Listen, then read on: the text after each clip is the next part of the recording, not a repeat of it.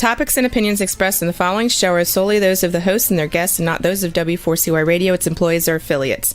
We make no recommendations or endorsements for radio show programs, services, or products mentioned on air or on our web. No liability, explicit or implied, shall be extended to W4CY Radio or its employees or affiliates. Any questions or comments should be directed to those show hosts. Thank you for choosing W4CY Radio. Welcome to the Ask the Expert show on W4CY Radio and Talk4 TV, where we bring you educational information from top local experts in the fields of legal, health, financial, and home improvement. Now sit back and listen to experts in family law, association law, hearing loss, business brokers, home care, along with many other topics. Now here are your hosts, Steve-O and Sophia. Good morning. Welcome to another Ask the Expert show. I'm your host, Steve-O, and we have today, there's certain shows that are really dear to my heart, and today's show is one of those shows that we could do the show 200 times and I would never be bored from it. And for all you people out there who have a snoring problem, have a relationship problem, today's the show you do not want to miss. We are talking about sleep apnea and snoring along with tongue thrust. And we were so blessed to find one of the top authorities. She won't say that, but I can. And I love her so much, I've actually gone on her program, which we will be reporting to you down the road. But let me welcome Janet Bennett. She is a speech and language pathologist, and we're going to learn today about her technique to stop snoring. Good morning. Hi, Janet. StopSnoringPhiladelphia.com. I'm not supposed to say I've got a favorite, but I suffer from sleep apnea. I'm on a CPAP machine, and I am hoping that I don't want to use the word eliminate, but stop having to use it as much. Because when you're sleeping and you got these nasal in your nose while you're sleeping, that's not how God meant us to be. But before we get started, because we've got so many people joining our show each week, tell everybody about yourself and your practice. Okay. So I have a master's degree in speech pathology. I've had a private practice for over 30 years, and I have been specializing in the treatment of tongue thrust and stopping snoring. For those of you who don't know what a tongue thrust is, that's when you swallow, your tongue might push the back of your teeth, and you might have your teeth sticking out or buck teeth. You've seen people with their teeth sticking out. Or when you swallow, your tongue might come between your teeth, so you have an open bite and your teeth don't meet. Anyway, when you have that situation, a tongue thrust, you are normal, probably at least 85, 90% a mouth breather.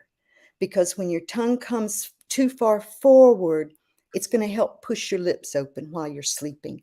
And you turn into a mouth breather.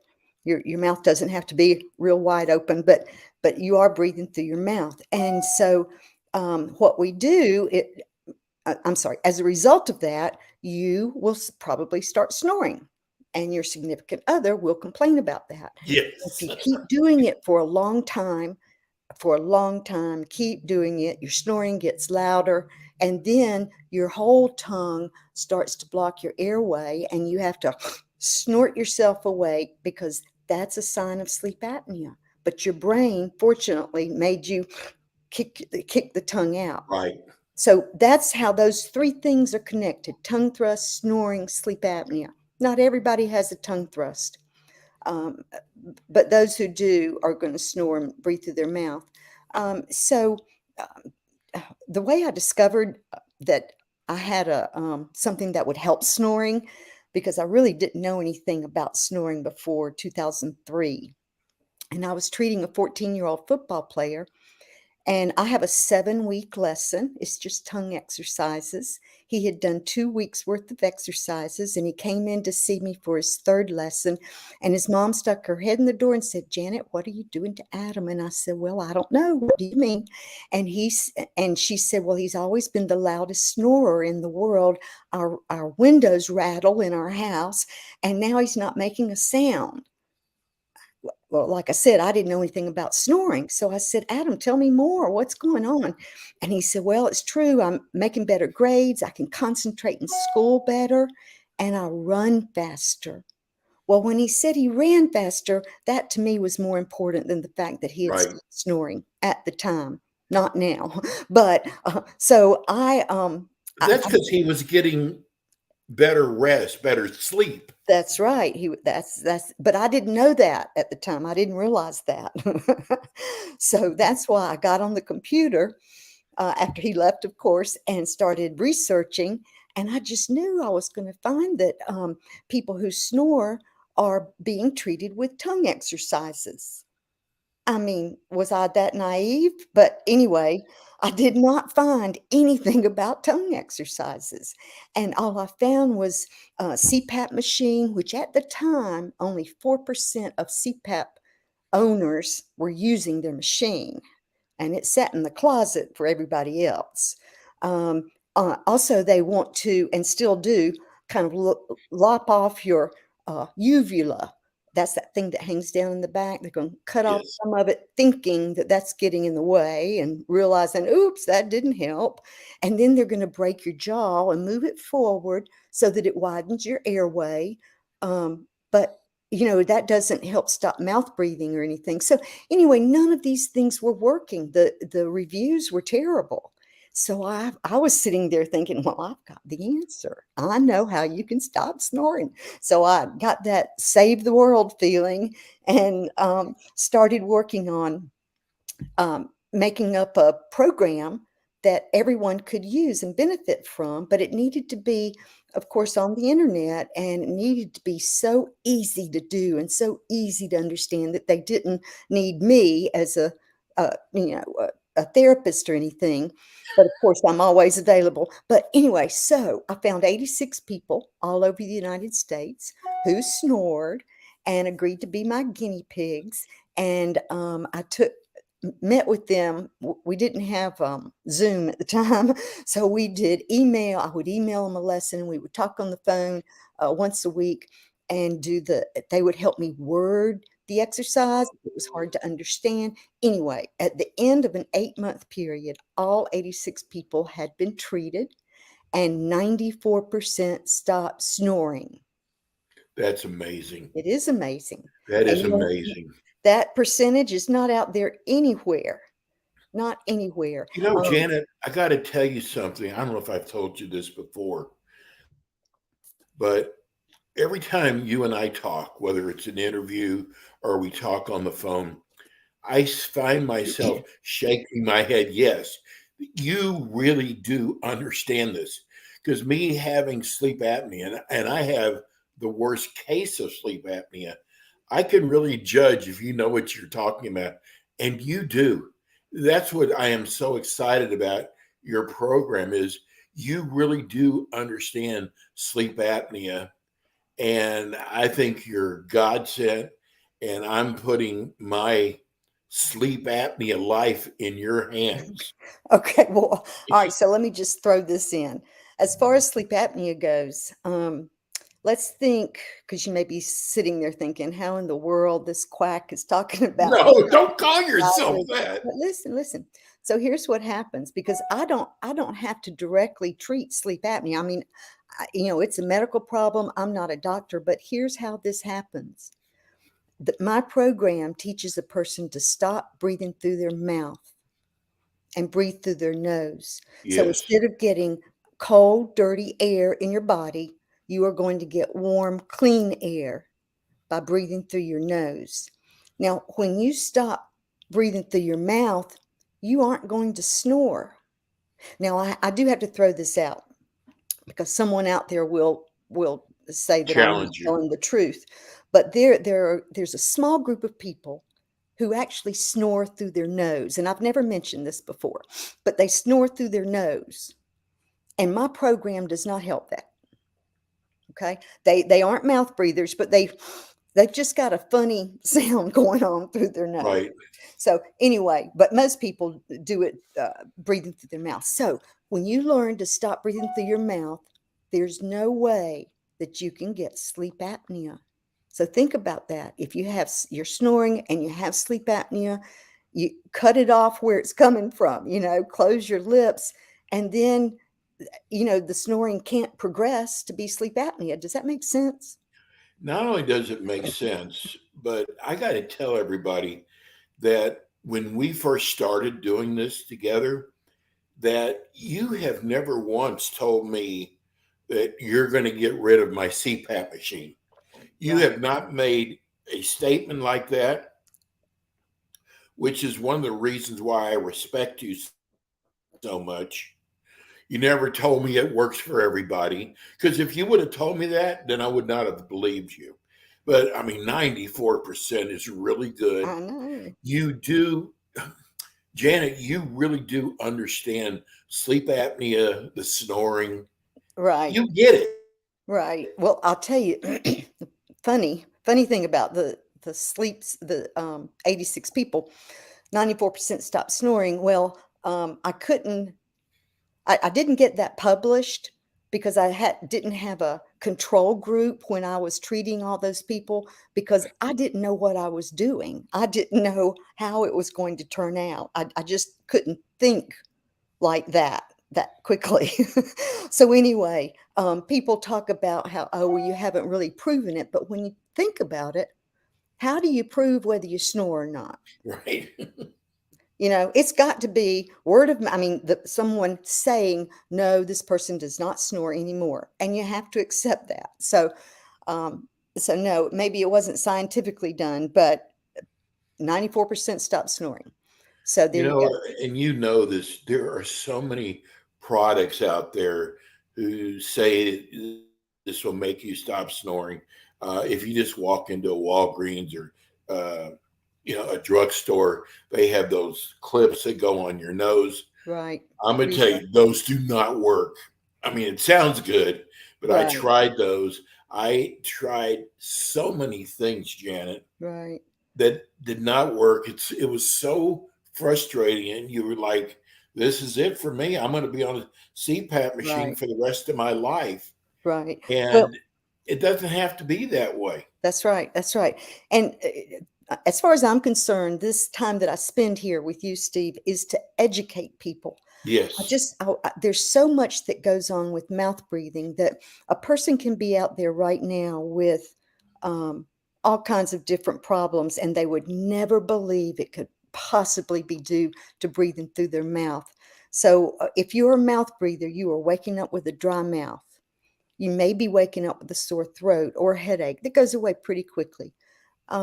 You may get sleepy during the daytime. Daytime sleepiness is a huge thing, and I'll use that as an example as to how this tongue thrust treatment program that I have can help. So if you have daytime sleepiness, it is probably going to happen between 1 and 3 in the afternoon, or 1 and 2. And at that time, you really are sleepy, and you start losing your ability to concentrate as well as you did that morning. Okay. And it could be that you have to take a nap. A lot of people have to take a nap every day. right. But after they get up, they've got their second wind, and they're ready to go for the rest of the evening. Well, when you start learning, start training yourself how to breathe through your nose instead of your lips, one day is going to come, and you are going to realize that yesterday you didn't get sleepy until like 4 o'clock in the afternoon. So there are gradual improvements that are noted. So you're getting sleepy later in the day, and it may not last as long. And you could still concentrate. It wasn't quite as bad. So then the next day you may notice, oh my, I did not get sleepy at all yesterday afternoon. And these things, that's how changing from mouth breathing to nasal breathing can change other things going on in your body. I know this sounds stupid, but one of my questions that I have for people is, are you a restless sleeper? Are your sheets Yes. real messy in the morning when you wake up? Well, I was just going to say that. I treated this teenager one time, and he said that his sheets every morning, they were way across the room, Yes. diagonally in a corner where he had thrown them during the night, obviously. Okay. So the funniest thing happened as he was going through my program, doing the exercises, and his mother, she vouched for him. His sheets were still on the floor, but they were closer to the bed. They kept getting closer to the bed, like he wasn't throwing them as hard. Uh, anyway, so that's a gradual improvement, and soon his sheet stayed on the bed. Now, I can't make a story like that up, No. okay? But that's the way these things happen. Let's see. I'm really excited right now because I've just been doing some research on ADHD. We all know what ADHD is. Yes. And I've known for 20 years that ADHD kids are probably mostly sleep deprived. I treated a 4.5-year-old child who has autism, and she was keeping the whole family up during the night. She would sleep for an hour, get up for 2 hours, sleep for another hour, and the whole family, they never slept. It just went on and on and on, and everyone was so exhausted. I never treat 4.5-year-olds, not usually. I usually wait until about age 7, when they're more mature. But this 4.5-year-old was so obsessed with doing exercises, and her mother was so supportive that I decided to treat them. And I want you to know, at the end of the 7 weeks, that child was sleeping. The whole family was sleeping. It just changed so many lives just because she learned how to sleep. So I just now read on the internet that the powers that be somewhere, have decided that indeed they are saying that ADHD and sleep deprivation go together. I can Okay. see that. And that 75% of the ADHD kids are sleep deprived. And so that's very exciting. Now, you think about what that means for any family who has an autistic child in it Right. that's, just really disruptive for everybody. This is an easy fix. Okay. And I can't guarantee it again, but it sure is the place to start. You're just teaching your child not to breathe through their mouth. And I have lots of little tricks to help that happen. But yeah, so there are lots of things that happen. The other thing, I'm sorry, I just want to throw this out, that a lot of my adults complain about is it always feels like something gets stuck in their throat right Right. here. And I treat a lot of people who complain of that, and the doctors. Okay, so the person's doctor will send them to an ear, nose, and throat doctor who will Mhm. stick that thing down their nose and look around and see nothing out of the ordinary. And so they kind of call it globus sensation, which means just like maybe you just had the sensation of it, maybe it's Right. not really happening, kind of thing. And so when I started working with people who had this, I was like, no, this is really happening. That's really like a little crumb that whenever they swallowed, they weren't swallowing correctly. Okay, their tongue was maybe pushing off from the back of their teeth instead of from the roof of their mouth, and so they had a slow swallow, a weak swallow. And if they cornbread would really be bad, but if they swallowed a piece of cornbread, it's easy for a little crumb to get stuck by because they weren't swallowing fast enough. Right. And so this program teaches them how to swallow better. It trains you how to keep your tongue on the roof of your mouth, and it teaches you how to breathe through your nose. And that can solve so many problems in such a short period of time, too. Well, I'm basically taking your class. We Right? started about a week ago, and there's some, I don't know if unusual techniques, but there's techniques that you do that anybody can do. I mean, if I can do them, anybody can do them. And I got to tell you, I thought it would take longer to get used to this new style? Yes, but I'm already used to it. I'm aware of it now. And probably in the next couple weeks, I am going to test it out with my CPAP machine, because when you're on a CPAP machine and you've got, whether you have a mask on your face or you have the nasal nostrils going up your nose to help you to breathe better, well, it makes a huge difference on my sleep. Now, if I can somehow get rid of the CPAP machine because I'm doing these new exercises with Janet, oh my God. I mean, just the fact that having a chance to do it, and it makes sense, Janet. Good, good. Let me throw this out. I Okay. forgot to Not say, away, but out. okay, I forgot to say that there are a lot of people listening to me or watching me who have a tongue that is so wide, they do Right. not know what to do with it. Do not feel alone. There are just so many people who have a tongue that's too wide for their mouth. And that's something that's going to keep you from keeping your lips closed. How are we going to fix you, right? So I invented a tongue stick, and this stick is used to stroke the muscles on the sides of the tongue and make your tongue skinnier. I know it I'm sounds telling crazy, you, but it Janet, works. I would be more surprised if this doesn't work. Right. Good. Uh, Tell people, I think one of the worst things about having sleep apnea is if you're married, you have a partner, it's embarrassing them telling you, hey, you're snoring too loud. And the first thing we want to say is, I'm not snoring, Right. Right. but I you really are. I really believe it's a social stigma. It's embarrassing. Yes. Okay, that period. It's embarrassing. It's easier for women, but still, a lot of women say they don't snore too. They deny it. Yeah. And we just kind of have to overlook them as far as still encourage them to try to get help somewhere, even if they don't admit snoring. But I think that snoring is maybe the second or third reason for divorce. It's I high up on the definitely agree. list because this other spouse is going to leave the room probably, and then there's tension and blah, blah, blah, blah. So it would behoove you to get some help with that and get a skinnier tongue. You'll feel better.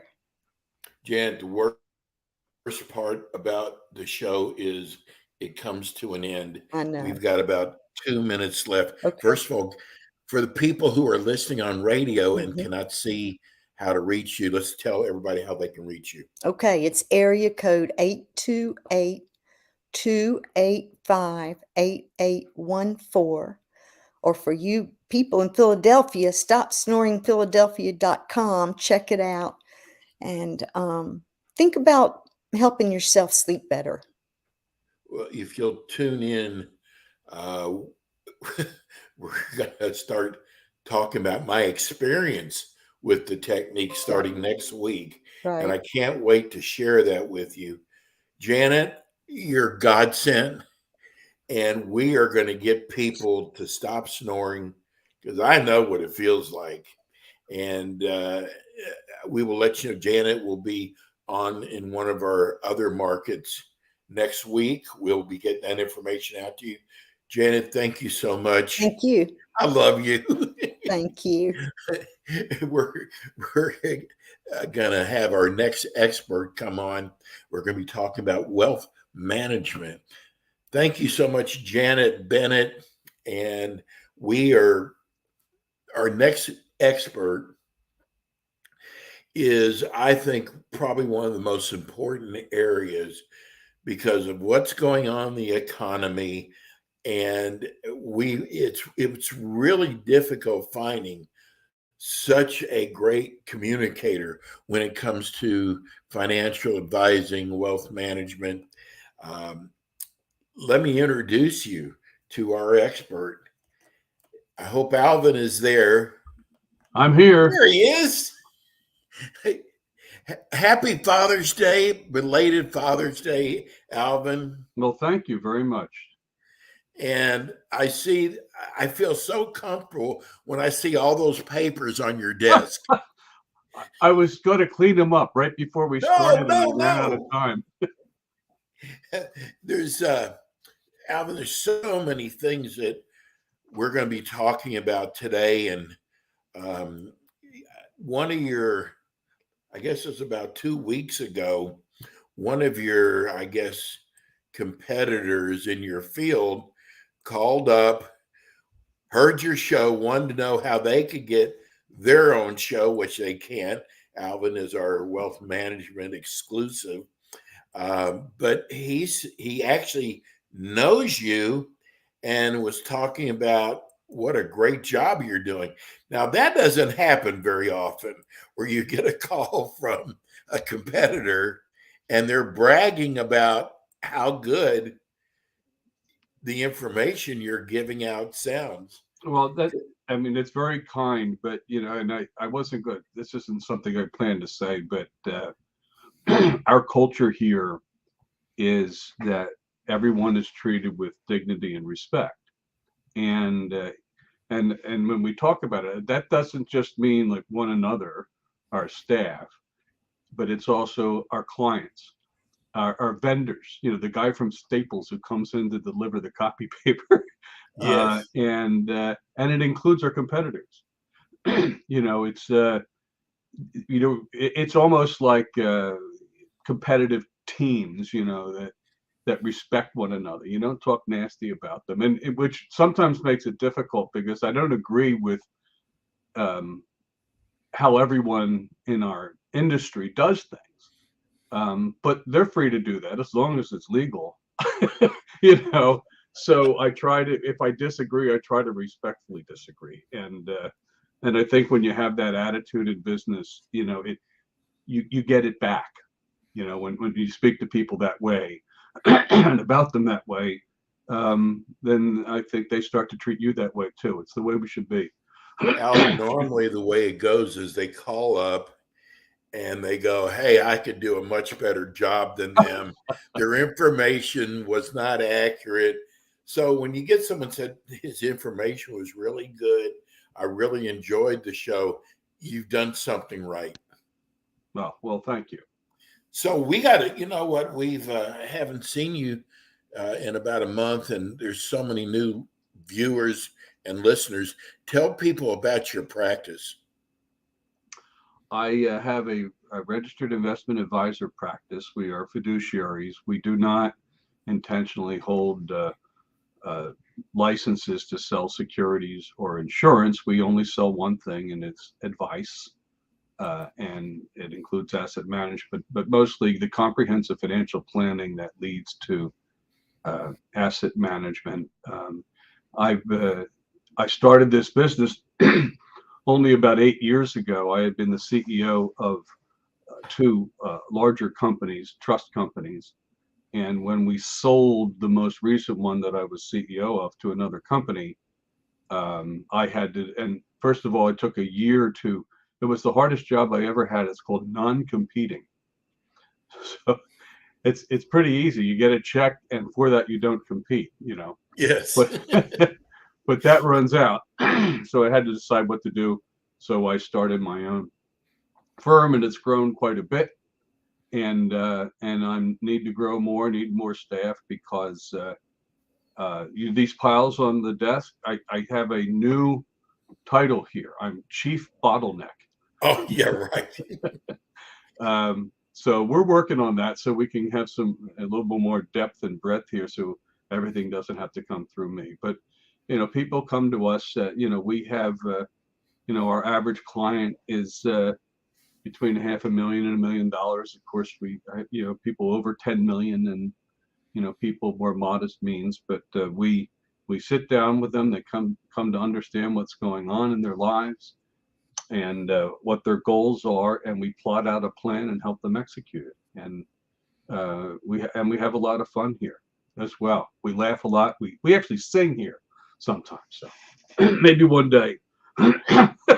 Well, I know that I want to get, because the show goes by so fast, but I want to get people entering retirement. Let's start off with that. People entering retirement often, what they'll do is they'll worry about outliving their money.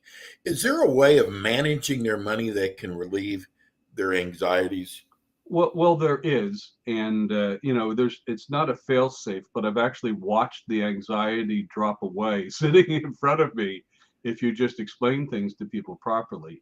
And in many cases, the answer to this is automatically an annuity, because what an annuity really is a insuring against your longevity, but you pay something for that. So the question is there another way other than buying an annuity contract to have a high degree of confidence that you'll have a stream of income for the rest of your life? Most people that I see, they have the wherewithal to do it. They're just worried, that Right. it's going to run out, or market's going to be down at the wrong time, and that kind of thing. So what I do is say, let's gather all the information. You'll hear a financial advisor say, or a financial planner, we don't invest, we invest according to your goals. Well, what does that mean? Yes. So what it means to us is, let's look at what are your sources of income going to be. Some of them you're certain with. Some people still have old-fashioned pensions, or they'll have Social Security, or they're going to continue to work for a while, or they're going to have a part-time job, after they retire from their full-time job. But we document all of those in alimony. There are all sorts of sources of income that they could have. So we gather all that information, and then we say, okay, what are you going to spend it on? And you look at living needs. I said, is that all there is? Are you thinking of buying a boat? What is it? So you project all their spending, and not only what they're going to spend, but when. And that's the key. So you have what's coming in, what's going out, when it's coming in, when it's going out. And what happens is, then when and how much you're going to need from your investments. For some people, you're not going to touch it for 10 years. Right. Other people, you're starting to draw right away. And there's everywhere in between. Some people will never touch it based on those things. You say, you're fine. So let's assume you have someone who's going to start taking money right away. Well, we estimate what that amount is going to be and what you need to be able to fund that. And we invest that differently than the rest of the money. So you take the money that you need in the short term, 3 to 5 years or whatever, and you invest it very conservatively. And then you take the money for the in-between years, say 5 to 10, and you invest that a little bit more aggressively. And then if it's 10-year plus money, you can be as aggressive as the client is willing to be. Now, you might mush it all together and it's a 60-40 portfolio, but it doesn't look that way to the client, because they see, oh, I'm not worried because my needs for the next 10 years are accounted for conservatively. And after that, it's growth. And I can show them the history of the stock market. I said, you want to take anxiety out, only open your statements every 10 years. And it'll be really boring, because it'll always go up, or always has.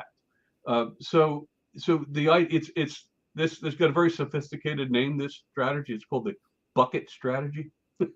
You put the money into 3 buckets, your short-term bucket, your mid-term bucket, your long-term bucket, and then we have to rebalance and that kind of thing.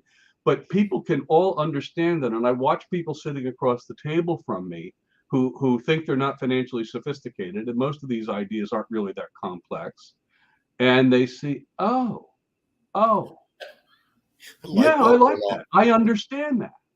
So that's what we do. And there are sophisticated things that we do behind the scenes, but the important thing is to say, short-term needs, low risk money, long-term needs more aggressive, because if you don't need it for more than 10 years, you can afford the fluctuations, and don't even have to look at them. I can't tell people not to open their statements, but Yeah. it works, and it's with normal investments. It's not opaque. You don't have a 30-page insurance contract trying to figure out what it is that you own. You own stocks and bonds and mutual funds and treasury bills and things, and you just earn them in low risk, medium risk, high risk categories. Alvin, we assume that everybody knows what an annuity is, but explain to the ones who don't what an annuity is and how it differs from other investment vehicles. It's an annuity. If you take it back to its roots, an annuity is a periodic payment, right? That's what it is. Your Social Security is an annuity. It's a periodic payment. The annuities that we talk about in the investment world are technically not investment vehicles. They're insurance vehicles. It's a contract with an insurance company, and you give the insurance company money, and they sign a contract to give it back to you in some form, right? And what they get very complex. I say this with the God's honest truth. I haven't seen one person come in here with an annuity contract for me to review that really understood what they had. And I'm not saying they weren't told. I'm just saying that they're very complex. So they don't fully understand what's in those contracts and what all the different numbers mean and what the riders mean and all that kind of stuff. So what, are they just afraid, embarrassed to ask questions like that? Well, I don't know. I don't know. I think that's probably it, because sometimes, we in this industry, or even insurance guys or whatever, we use our own lingo, Mm-hmm. and we'll say, well, that's a guaranteed income rider. And you think, what does that mean? Does it have something to do with, riding the bus? I mean, I don't know what that is. But you're afraid to ask that question, but you like Right. the word guaranteed, and you like the word income, and they may have even throw out like a 7% number, and it all sounds pretty good. And you're not sure what, to ask them. Say, look, I don't really understand what that is. Or why, when I get my annuity statement, do I have 3 different values on it? Right. What's the difference between that one and that one and that one? And I guess it's because people don't want to feel stupid. I don't know. But so what happens is, let's take the complicated one away. And it's really a matter of, you put the money in and you're going to get an annual payment for the rest of your life. And that's what it is a contract. And what happens is that if you live past a certain age, you beat the system, because the insurance company is looking at the mortality rate, tables, and they know that they sell enough of these things. The average person's going to die at 84 or whatever it is, and they're going to make money on that. And if you live to your 95, you're going to continue to get your payment, and it was a good deal. The problem I have with them is that there are costs inherent in there that are not always obvious. It's hard to say, for example, you put your money in an annuity contract and you buy investments with it. Well, there are costs within those investments that look like mutual funds, but they aren't really mutual funds, and they have very high expense ratios in them. There's when you sell an annuity where the insurance company pays a commission, the person who sold you the insurance, he gets 6, 7, 8% up front. $100,000 annuity, he's getting a check for $7,000. They never tell you that. You'll never see it. Right. The only way you see it is you realize that there's something called a surrender charge. So if you put $100,000 in annuity and said the next month, I've changed my mind, I want it back, they'll say, okay, you'll get 93,000 back. And they won't tell you the real reason for that is that the insurance company paid this commission, and they need you to stay in that contract for long enough for them to make their money back. But the problem is that when you ask somebody, what do you get paid? They say, you pay me nothing. I'm paid by the insurance company, which is a true statement. But it's still the client's money that's doing that. So, there's a place for annuities. I have, people are coming in here, meaning insurance companies, who are saying, look, we're going to respond to this. the registered investment advisor market, which is ours, we have products that pay no commission. So I'm looking at those because that changes the economics quite a bit. If there's if I'm not getting 7% up front, that's right off the bat a better deal for the client than the other ones. Alvin, do you like annuities? No. Okay. But I am open-minded. So that's why I say I think there's a place for them. The reason I don't like them is because most people don't understand what they're buying. Right. If you know that you're buying an insurance product that's insuring against your longevity, and you know what you're paying for it in actual cost or opportunity cost, and you think that's worth it, fine. But most people don't know that second part. They don't know what they're paying or what they could do alternatively. Because what happens is you'll hear some guy on the radio refer to anybody who doesn't sell insurance as Wall Street. I'm not Wall Street. I'm Old York Road. They demean everyone as if that uses traditional stocks, bonds, mutual funds, things like that to help people invest for the retirement, is somehow scamming that, which is, it can't be any further from the truth. We're fiduciaries. We have to do what we think is in their best interest. Now, interest rates are way up now. What actions should a person be taking? Well, when interest rates are up, basically two things happen. You pay more to borrow money, and you get paid more for lending money or putting it on deposit. So the very, I'm assuming that you this is cash that you could do you have choices as to what to do with it. The very first thing to do is to pay down high interest debt. It makes no sense to have money in a checking account or even a savings account or even a money market fund if you've got a 29% credit card bill.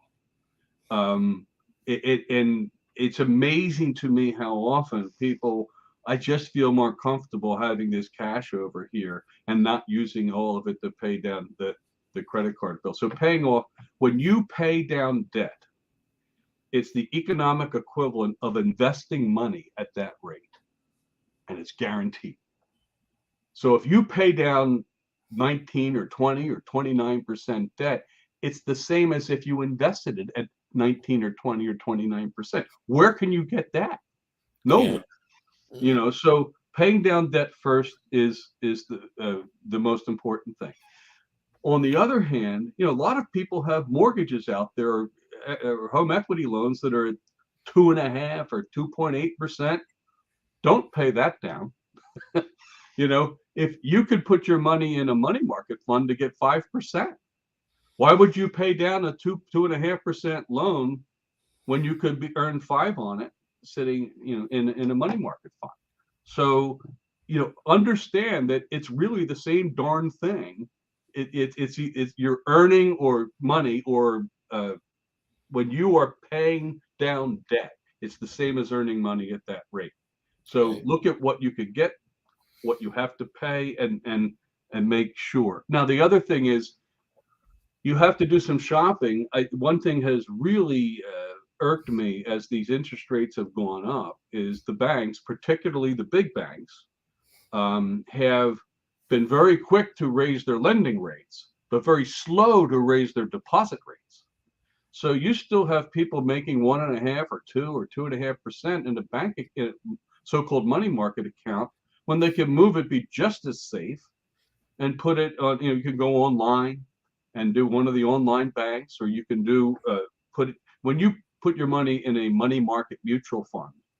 It's not in theory guaranteed, but there's not much of a safer place. I think there has only been one mutual fund in history that ever dropped below $1 a share in its price.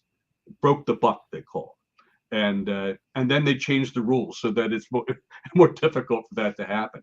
So shop around, because not every place. It drives me nuts if people come in and they have $150,000 in a checking account. So what are you doing? Oh, What are you doing? It costs you nothing to move it. And what's nice now is that, at least with these interest rates, there was a while there where interest rates were darn near zero, and there was, if you wanted the safety of a bond or something like that, you didn't get paid anything on it. At least now there are different rates, and people are more apt to, to buy bonds when they didn't want to buy bonds before. So open up your mind a little bit and be open to having some bonds or bond funds in your portfolio, because you're actually going to get paid something on it, but you weren't before. what about retired people who are retired? Should they own stock? Well, everybody's different, right? But the short answer is yes. There are very few people who don't need some growth in their portfolio. If you look at, most people know what a target date fund is. So and some very large percentage of 401k assets are in these target date funds. And what they do is they take index funds, Vanguard funds or something like that, and they have stocks and bonds. And the stocks, they have domestic and international and all that. So, and they mix them up. And when you're very far from retirement, they have 90% is in stocks. But most people don't realize that when you take the target date fund for the year you retire, it still has about 50% stocks in it. And the reason for that is people are living a lot longer, and they need to have some growth in their portfolio. So this is different for every client, but it's a rare client where the answer is no stocks. It might only be 20 or 30%, but that's enough over the long term to give that some boost. And sometimes clients even older than that say, oh, you never buy stocks for an 80-year-old. I said, well, wait a minute. Maybe that 80-year-old will never, ever spend that money. It's really the inheritance for their children. Why wouldn't you invest that for growth, or their grandchildren? So every situation is different, but it's a rare situation where the answer is zero stocks. I got to tell you, this show goes by so fast. And I've got to ask this because I know customer service is very important to you, especially after running other companies. Why should we've got about a minute left. Why should I turn my portfolio over to you? Well, I'm going to use we have this, I don't want to call it a slogan, but I was looking for one of my coasters. Bumper stickers. Yeah. And it's three words, integrity, expertise, and wisdom. Integrity is the threshold. You need somebody that you can trust, that has a reputation for that. I have that, we have that, and if we lose that, we're toast. Yes. Most of the people come in here, it's crazy. They don't even ask what your performance is. They just say, I want somebody I can trust. So, and I won't tell my whole background, but I have a background that I can hopefully affirm that. Second piece is, it doesn't matter how much integrity that you have if you don't know what you're talking about. You could be the most honest, trustworthy person in the world, but you got to know stuff. That's right. And we know stuff. I've run these companies. I'm a CPA. I have a master of tax. I'm a certified financial planner, a personal financial specialist, all that stuff, and years and years of experience in doing it. So we know what we're talking about here. And the third thing I tried to, I call it wisdom, and it's hard to say, in all humility, that you have it. But what it really means is that I've been around this long enough to know that when you give advice to somebody, you don't necessarily give the same advice to everybody. Each situation's a little bit different. And someone will say, I'm thinking of doing this. And I'll say, you may want to do that. And I've had some people who've done those things. Let me tell you the results of that. Let me tell you how that affected their family and their relationship with their children, that kind of stuff. And Now, Alvin, let's give everybody your phone number before we get off the air. 267-626-2382. And the Your website, alvinclay.com. Well, listen, Alvin will be back with us again next month, and we're going to ask you to start sending questions in for Alvin, which we Please will do. ask him. You can text us at 954-336-3767. Again, Alvin will be back with us again next month. Alvin, thank you so much. We'll see you again next month. Okay, Steve, take care. So long. That was Alvin Clay. What a wonderful wealth manager. He's a CPA. And we're going to be back with you again next month with more Ask the Experts. We'll see you all. Everybody have a wonderful week. God bless. Thanks for tuning in today to the Ask the Expert show on W4CY Radio and Talk4 TV. Tune in next week and every week to hear more from our experts on personal injury, insurance, air condition repairs, estate planning, Medicare, and many other topics in the areas of legal, health, financial, and home improvement. See you next week.